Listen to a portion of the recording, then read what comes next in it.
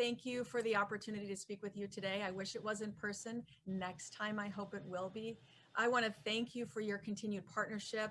We work really well with Greg and the team throughout Kansas Corn, as well with the National Corn Growers, of course, as well. And I will say, a lot has happened since I came into the industry in 2016, but I cannot overstate the importance of your voice when we are really coming into the policy fights that we have in Washington. Galvanizing your voice, your participation, your echo chamber is incredibly influential and helpful in the work that we're trying to achieve in the states and in DC. So I thank you for that. As Greg said, we've got 93 plants are members, 8 members in Kansas. Some of you may know Tom Willis of Conestoga. He serves on our board of directors. I hope you know Mike Chisholm with Kansas Ethanol. He serves on the board of our PAC. And so we've got a really active, fantastic group of Kansas plants. I also want to say, just on a personal level, I'm very excited that Dr. Marshall is joining the US Senate. He was a fantastic champion for us, a co-chair of the House Biofuels Caucus when he served in the House of Representatives. I remember having a conversation with him months ago on the campaign trail in the height of a lot of our policy conversations with the Trump administration. And, you know, I do believe he wants to be and can be the next Senator Grassley for this industry. And I say that is one of the highest forms of compliments. I think he's going to be a wonderful senator. So we look forward to working with him. Greg, you want to go to the next slide for me? So what I'd like to do is just kind of give you a broad overview of our big areas of focus for the year. And then I'm really going to drill down on market development in particular. Happy to talk policy and politics, but thought I really wanted to talk about what's going to drive demand more than anything for all of us. So first and foremost, as we look at a new year, we have a new administration. We've got to restore integrity to the renewable fuel standard. I have a lot of conversations with corn growers, with ethanol plants. Some are very excited about the fight on RFS. Some are tired of the fight. What I will say is the RFS done right has more gallons of demand to deliver. We can't walk away from that. We can't. Thank you. Wish it was a check. So there's a real big stream of work on the political front there. It's a title. There's going to be some opportunities to provide in the first 100 days to show us. It's the title for the trader. Your partner for us when it comes to making sure that we're done right with that. However, the RFS, even when we max out those gallons, that is not going to deliver the demand that we need to see a step change in domestic demand. For that, we have got to demonstrate that higher blends of ethanol are the national commercial success that we know that they can be. Opening markets, that's really at the heart of Growth Energy's mission. We've got the largest market development team in the field. So eliminating barriers to higher blends so we can accelerate market access and penetration. That's really kind of the biggest actually area of work for us. Expanding the role of biofuels in a clean energy future at home and abroad. I will say every single agency in Washington, D.C. is going to have a climate mandate. That is how much climate is going to be at the forefront of what's going on in Washington. It's very much top of mind at the states with other nations. We need to make sure that we have a seat at the table. That policymakers understand there is no silver bullet when it comes to decarbonizing transportation fuel, but more use of renewable biofuels like ethanol can and will accelerate our ability to achieve these goals. And then, continued industry stabilization. I mean, right now, the past 10 months, we've kind of hovered around 10% below year-over-year demand. That's about where ethanol production is. That's a significant hit that we've experienced through COVID. I still have a lot of members that still are offline, that have not yet opened their doors since they shut in March and April. So as Congress is looking at COVID relief, certainly that we continue to be part of that conversation. Okay, next slide. Quickly, I just want to say a couple things, 2 important things with respect to this administration, because I'm getting a lot of questions about that. Very importantly, and this is a photo of then candidate Biden at one of our member plants, Big River Resources in Iowa. We've got one of our staff members in the photo. The gentleman talking is Tom Vilsack, is renominated to be at USDA. And so very importantly, we engaged with the Biden team early on and in a quiet way, kind of influencer to influencer, having someone like Secretary Vilsack whispering in Biden's ear helped make sure that we got him on the record on the campaign trail. And he had repeated comments. I've got a quote here as one of them, where he was very emphatic in saying, I support biofuels. Biofuels is part of his rural plan. Talking about the importance of a strong renewable fuel standard and admonishing the Trump EPA for its abuse of the small refinery exemptions. So as we engage with this new administration, we have to remind the people who are going to be in the administration at the political level, remind them of Biden's record of support, and educate them on the modern ethanol industry. Because a lot of people are coming back, they were maybe in the Obama administration. We've got to give them the data that shows our continued innovation, your continued efforts in sustainability, our continued innovations at the plants. We continue to chip down and down and down in terms of our greenhouse gas emissions. So that's really kind of the focus of the conversation in Washington. But let's now turn to market development. So next slide, and let's talk about E15. Here's a map of the E15 footprint in the nation. Right now, we've got about 2,300 locations selling E15. We're anticipating 3,400 by the end of 2021. You probably well know there are 61 E15 sites in Kansas. Thank you, Kansas Corn, for your work in the state, working with retailers like Casey's to make sure that we're expanding every store count in E15. So this is kind of where we are right now. Let me take you to the next slide. A really important part of our ability to accelerate this is the terminal supply of E15. 2 years ago, only 5 terminals offered E15 pre-blended. And part of the barrier to entry for selling a higher blend for some retailers is they may not have the wherewithal to blend on site. They want to be able to buy it pre-blended, but they couldn't find it anywhere. Now more than 200 terminals are offering it pre-blended. Importantly, Magellan now they're in the process of making E15 their house recipe. So that means they will sell E15 and you can buy ethanol from wherever you want. You can buy petroleum for wherever you want. Magellan will blend it for you and they won't charge a surcharge. So this is a result of the retailer demand. The terminals didn't do this on their own. They're doing it in response to their customers. This continued expansion is really going to help accelerate our ability to penetrate a lot of retailers while we also work on getting the infrastructure change taking place. Next slide. This should actually say 2021 E15 acceleration plan. We continue to focus on the top 20 chains. So the top 20 independent retailers right there, that's a potential 1 to 1.5 billion gallons of incremental demand. That's where we've made a tremendous amount of success. If you look at a market like Minneapolis, you get enough of those independents selling E15, that's where you're priming the pump. That's when you're going to tip the scale and you're going to force the competitors to have to offer that. We did a very comprehensive market analysis looking at all kinds of criteria. What are the 5 key markets that we want to target where we believe we have the ability to take over the market and get all of the retailers selling? Our targets are Dallas-Fort Worth, looking in the New England area, the Northeast, Orlando, Denver, and Minneapolis. We have added 2 new regional sales directors, one based in Dallas and one in the Northeast, to help us target these particular markets. Really exciting development too is positioning E15 as the primary replacement fuel for your standard 87. I'm going to talk a little bit more about some of the momentum we've got taking place there. I talked a little bit about increasing the influence on terminals offering 15, and then making sure the USDA HBIP program is the best that it can be. We had a lot of conversation with USDA leading up to them announcing, so this is the grant program that Secretary Perdue announced, $100 million in grants, 86 million earmarked for ethanol. There is still money that they have not yet given in grants.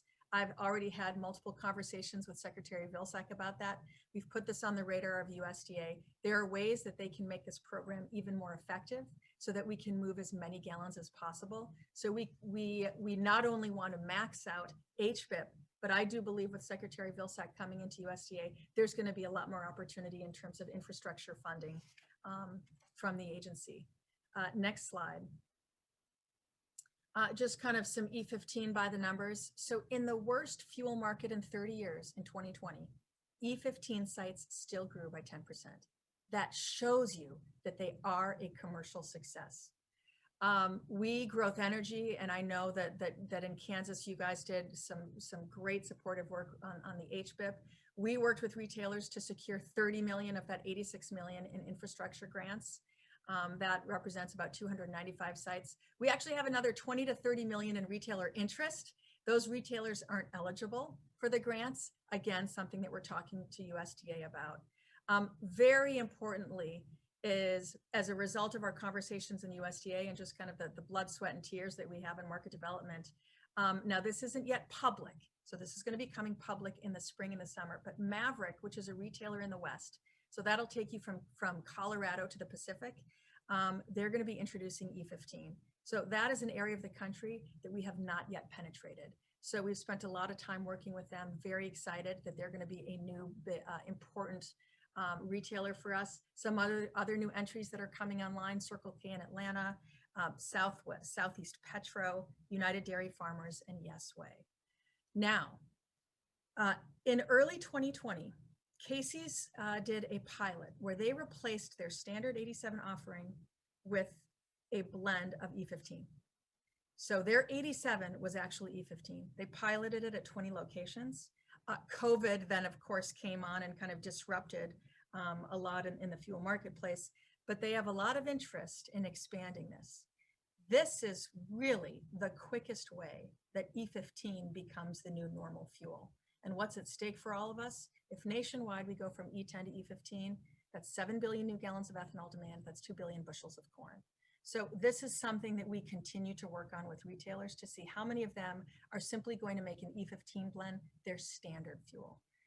And then, you know, a lot of meetings taking place with over 75,000 stores as we continue to beat the drum. So the good news with COVID, it delayed our growth, but it didn't alter the growth. So as drivers and motorists return, we're going to get back onto that growth curve.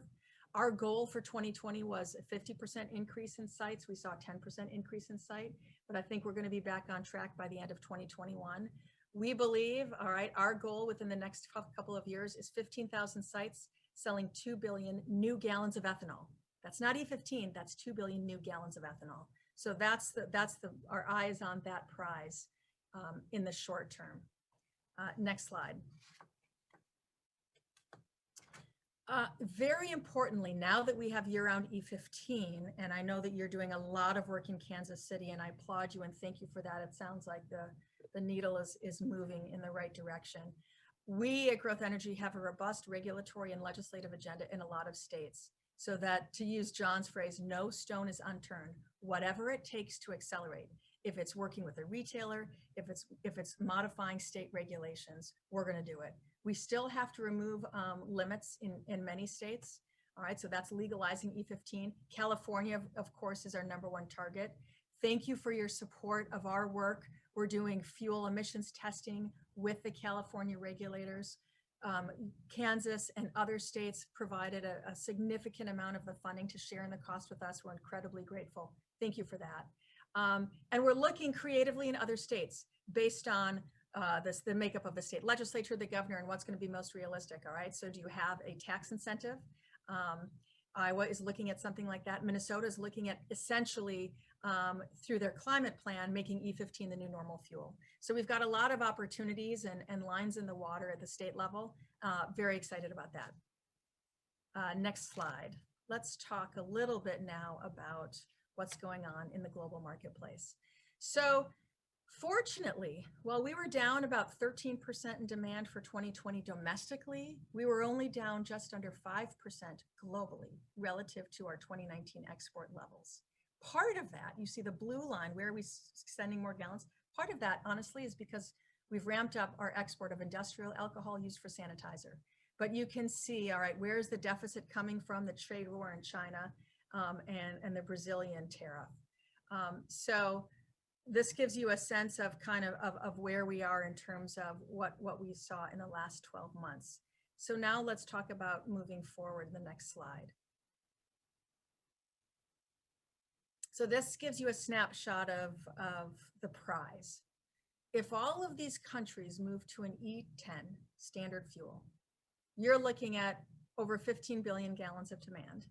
And if you factor in kind of our traditional pattern of trade with these countries, there's about more than a 5 billion gallon demand upside for us. So one of the reasons that we have a dedicated work stream, as does National Corn, in terms of trying to support exports. What are some of the bright spots right now? Canada, our #1 trading partner last year on ethanol. Canada amended their clean fuel standards, so they're looking at clean energy policies like many other countries. They amended it to make E15 a goal nationwide by 2030. We spent a lot of time working with Grains Council and partners in Canada to provide the comments and the commentary to help make that happen. The other thing that we're doing globally that's fantastic is we are leveraging all of the retailers that we work with in the US with global audiences. Casey's is a great example. So we had Nathaniel Doddridge from Casey's. He gave a presentation to 170 Mexican retailers and government officials last fall, talking about the Casey's experience with E15, and his colleague presented a month later in Canada, talking to the Canadian provincial officials on how do you look at our Casey's success in terms of deploying E15 and learn from us and our experience. And I will say at the global level, the testimonials from members of the commercial side, from the supply chain, are very powerful and persuasive. And so I've had real good feedback. Just the retailers that I've had the opportunity to interface in Mexico really appreciate the technical expertise that we're bringing to help them understand how to move this fuel forward. I will say, so Canada's a bright spot. Mexico, we're still trying to work through their regulatory process, but Mexico moving to E10, that's 1.2 billion gallons of demand right there. That's the size of a California gasoline market for us. Next slide. Just briefly on climate positioning, the message that we are carrying forward is that I know that Mr. Biden and the progressives have very ambitious climate goals. They want to have zero emission by 2050. They can't get there without biofuels.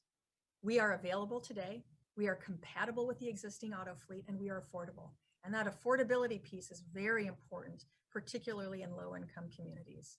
So we are engaging to make sure that any policy recognizes the role of biofuels, and it brings the farmers into the fold and recognizes the contributions you all are making in terms of your innovation and your progress in sustainability. Next slide.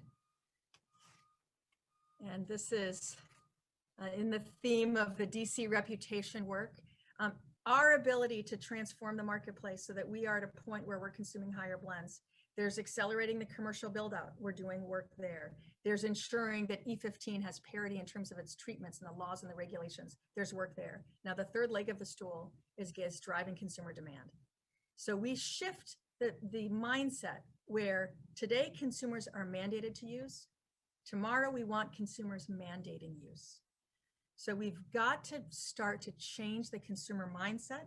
We've got to make sure that they are more excited about what biofuel can bring to the table. And we want to position ethanol as the easiest way to combat climate change right now.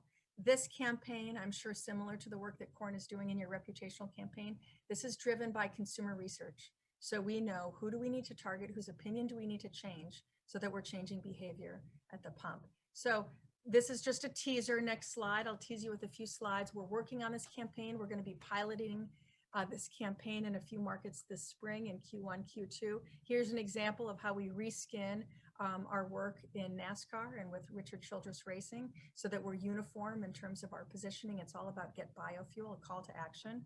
And last slide, this just gives you an overall sense of kind of what the campaign could potentially feel like with all of the various elements. So with that, hopefully I didn't take too much time. I'm happy to take any questions, Greg.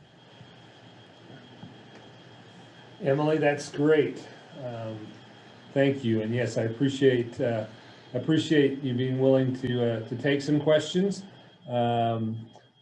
Please let us know in the chat if you have something, or if you do, we'd like to promote conversation here. I guess, Emily, while we're seeing about a question, we all are seeing a variety of announcements about electric vehicles or electric vehicle technology.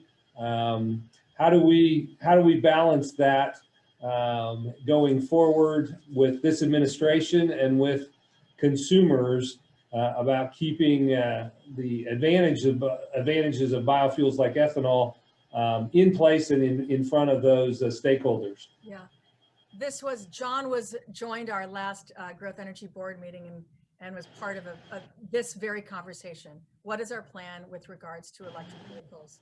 There's actually a story out in Reuters today about our positioning. We know that there's a lot of excitement around electric vehicles. It is not politically smart for us to fight that and say no electric vehicles and come out against electric vehicles.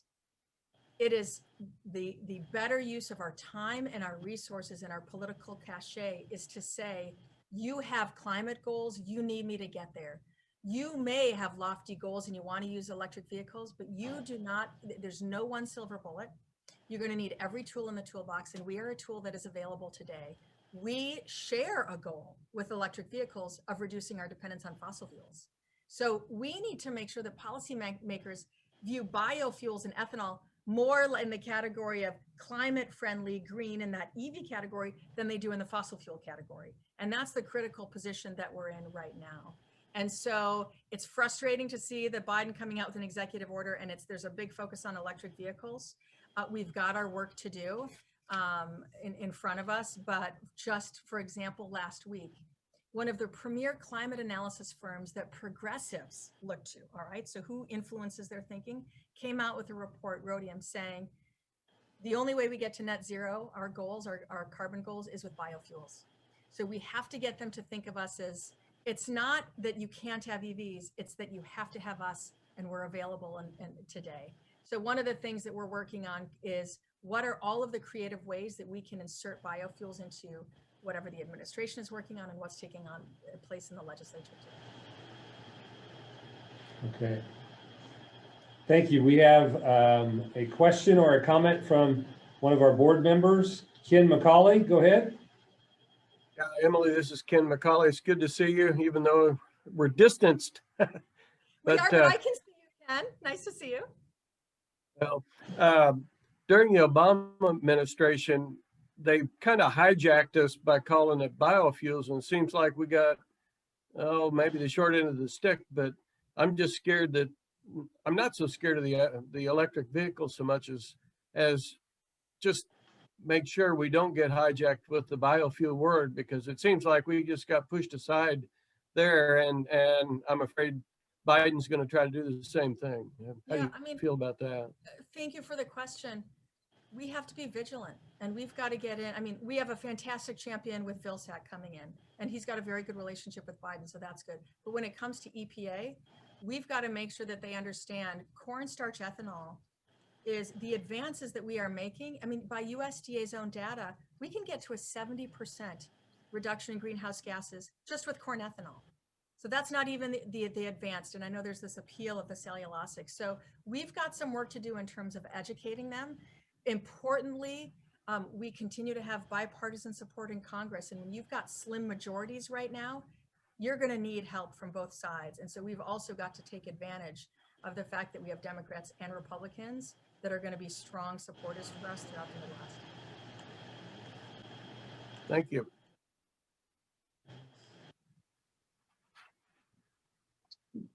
Emily, I do not see any additional questions right now. So again, we're excited about those top markets you identified and the market development opportunities that we can work together on. So we look forward to that partnership, and really appreciate you sharing time with us today. And I know you all are in the process of, I think, announcing an in-person meeting several months from now in May. And those of us who enjoy those opportunities are looking forward to it. So we hope that comes to fruition. Thank you, Greg. And I hope to see many of you there in May, and enjoy the rest of your meeting. I'll sign off now.